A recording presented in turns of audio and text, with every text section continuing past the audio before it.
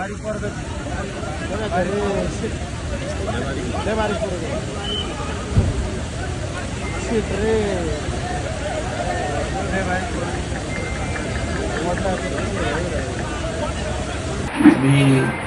जिल्हाधिकाऱ्यांशी बोललो. जिल्हाधिकारी स्वतः त्या ठिकाणी घटनास्थळी पोहोचत आहेत.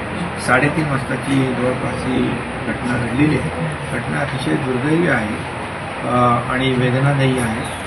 यामध्ये जिल्हाधिकारी यांच्याशी चर्चा केल्यानंतर ते म्हणाले 38 लोकांना सुरक्षित बाहेर काढले. NDRFची टीम, लोकल रेस्क्यू टीम त्या ठिकाणी काम करते आहे. स्थानिक लोक देखील मदत करत आहेत आणि बचाव कार्य सुरू आहे.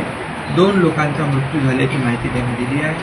6 लोक जखमी आहेत ही माहिती दिली आहे आणि अनेक लोकांना आता वाचवण्याचा प्रयत्न सुरू आहे.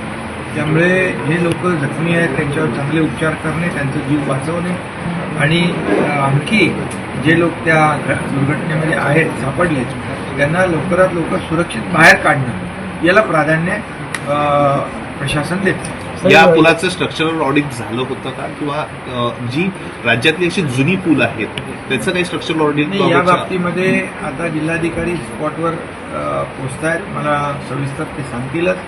परंतु हा पूल जुना होता असं ते म्हणाले.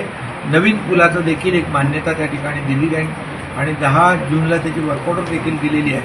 हा पूल मात्र जुना होता आणि याचं डिटेल जे आहे ते तिथं पोचल्यानंतर सविस्तर मला ते पुन्हा सांगतील.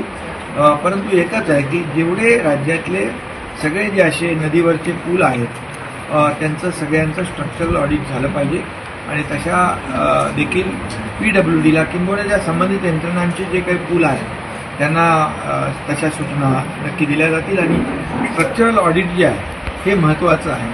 आणि जसा हा पूल लोखंडी होता, जुना होता आणि आज पर्यटन स्थळ असल्यामुळे लोकांची गर्दी त्या ठिकाणी होती अशी प्राथमिक माहिती मला मिळालेली आहे. परंतु एकंदर लॉंग टर्म आपण पाहिलं तर सर्व अशा पुलांचं स्ट्रक्चरल ऑडिट लवकरात लवकर करावं अशा प्रकारच्या सूचना देखील मी या ठिकाणी दिल्या.